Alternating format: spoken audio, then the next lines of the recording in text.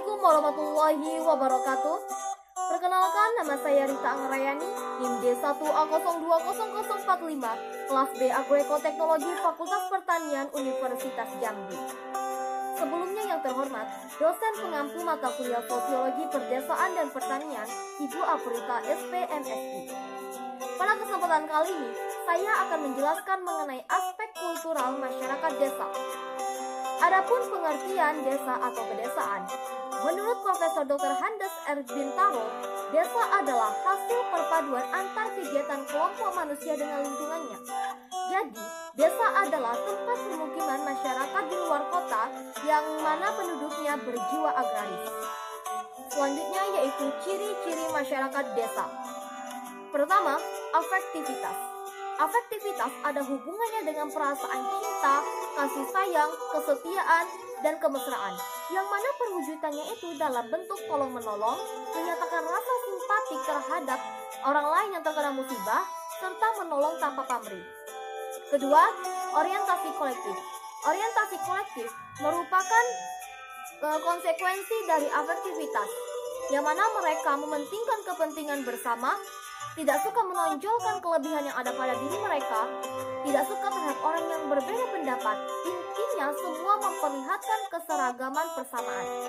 Ketiga, partikularisme merupakan semua hal yang berhubungan dengan keberlakuan khusus yang ada pada suatu daerah, sehingga perasaan kebersamaan itu hanya dimiliki oleh kelompok tertentu saja. Keempat, askripsi merupakan suatu keadaan di mana menjadi kebiasaan masyarakat desa secara turun-temurun. Kelima, kekabaran atau diffusion merupakan suatu hal yang tidak jelas, terutama dalam hal hubungan antar pribadi tanpa adanya ketegasan secara eksplisit, yang mana manusianya masih menggunakan bahasa yang tidak langsung untuk menunjukkan sesuatu. Sehingga menurut Hagenperson, hal ini dapat dilihat dari desa-desa yang masih murni masyarakatnya tanpa ada pengaruh dari luar. Selanjutnya yaitu aspek kultural masyarakat desa, yaitu kebudayaan. Kebudayaan merupakan suatu berwujud alat dan teknologi untuk keperluan hidup manusia, tata nilai, dan berbagai aturan tertib sosial untuk menjaga keberlangsungan sistem yang ada, baik itu ekonomi, sosial, dan sisi kehidupan manusia. Selanjutnya, pengertian kebudayaan menurut para ahli. Pertama, Harton dan Han. Kebudayaan adalah sistem norma dan nilai yang terorganisasi yang mana menjadi pegangan hidup masyarakat itu sendiri. Kedua, Ralph Linton. Kebudayaan diartikan sebagai way of life dalam suatu masyarakat, yang mana meliputi way of thinking, cara berpikir, way of feeling, cara mengekspresikan rasa, dan way of doing, cara berbuat dan berkarya. Ketiga, Selong Sumarjan. Kebudayaan diartikan sebagai semua hasil karya cipta dan karya masyarakat. Adapun unsur-unsur kebudayaan. Pertama, sistem kepercayaan atau yang biasa disebut sebagai sistem keagamaan dan sistem religi. Sistem kepercayaan biasanya tertanam pada diri seseorang sejak mereka berada di dalam kandungan, yang mana sistem religi ini lebih lekat pada keturunan.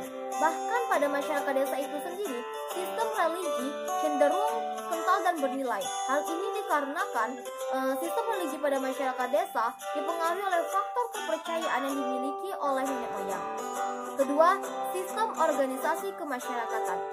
Sistem organisasi kemasyarakatan dijadikan sebagai wadah pengembangan diri oleh masyarakat desa.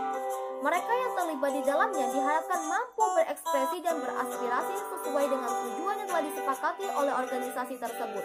Tidak hanya itu, sistem organisasi ini dapat mempersiapkan masyarakat desa untuk menghadapi kehidupan luar.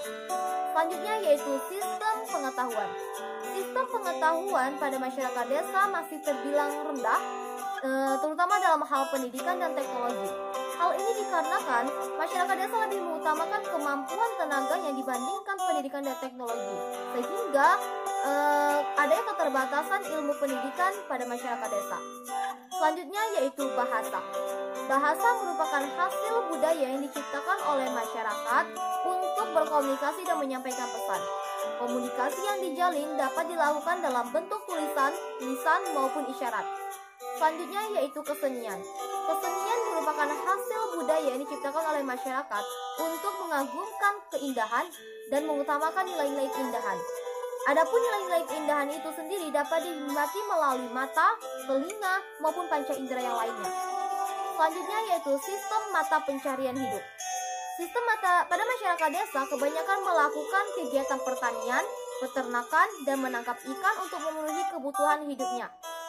Hal ini dikarenakan potensi daerah yang ada pada tempat tinggal mereka memiliki kekayaan alam yang dapat diolah dalam bidang tersebut. Selanjutnya yaitu sistem teknologi. Sistem teknologi atau peralatan yang diciptakan oleh manusia bertujuan untuk mempermudah mereka menginginkan sesuatu. Dengan terciptanya peralatan, dapat pekerjaan yang dilakukan akan menjadi lebih mudah. Selanjutnya yaitu gambaran umum bentuk diferensiasi masyarakat petani. Hal ini dibedakan berdasarkan tingkat perkembangan masyarakat, jenis tanaman yang mereka tanam, teknologi yang mereka gunakan, serta sistem pertanian yang mereka pakai. Pertama yaitu petani bersahaja.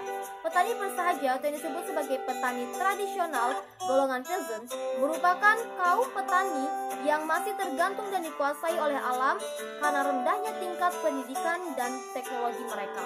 Bahkan produksi yang dihasilkan hanya dapat memenuhi kebutuhan keluarganya saja. Kedua, petani modern atau agriculture entrepreneur, yaitu kaum petani yang menggunakan teknologi dan sistem pengolahannya secara modern dan mereka menanam tanaman yang hanya dilaku di pasaran. Bahkan sistem pengelolaan pertanian mereka yaitu dalam bentuk agribisnis dan agroindustri yang mana keuntungannya sangat besar. Selanjutnya yaitu ciri-ciri kebudayaan tradisional. Kebudayaan tradisional ada pada masyarakat desa yang cenderung terhadap pertanian, teknologinya yang masih rendah, serta produksi yang hanya memenuhi kebutuhan keluarga. Adapun ciri-cirinya, yang pertama, pengembangan adaptasi yang kuat terhadap lingkungan alam. Yang mana maksudnya di sini adalah pola kebudayaan masyarakat yang terikat oleh karakteristik lingkungan alam. Kedua, rendahnya tingkat inovasi masyarakat karena adaptasi yang pasti terhadap alam.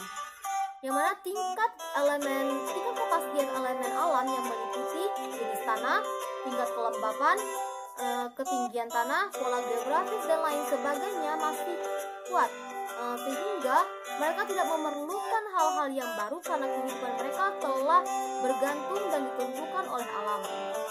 Yang ketiga, faktor alam mempengaruhi kepribadian masyarakat. Pada masyarakat desa umumnya mengembangkan filsafat hidup yang organis, artinya mereka memandang sesuatu itu sebagai suatu kesatuan dan kekeluargaan. Yang keempat, pola kebiasaan hidup yang lambat. Hal ini disebabkan karena masyarakat desa masih dipengaruhi oleh irama alam yang lambat dan tepat, yang mana mereka melewati suatu tahapan demi tahapan proses tanaman itu tumbuh hingga berbuah.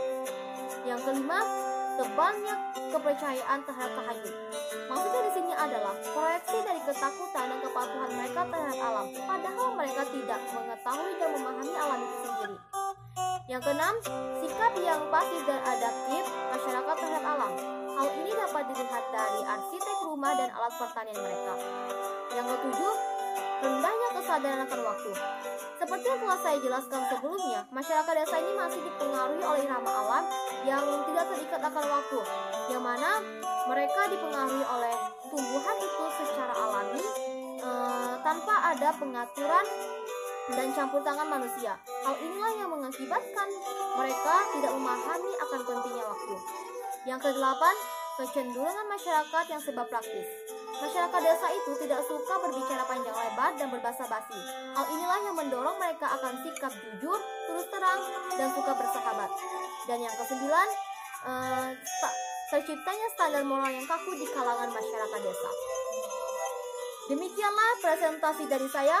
Kurang dan lebihnya mohon dimaafkan. Saya akhiri. Wassalamualaikum warahmatullahi wabarakatuh.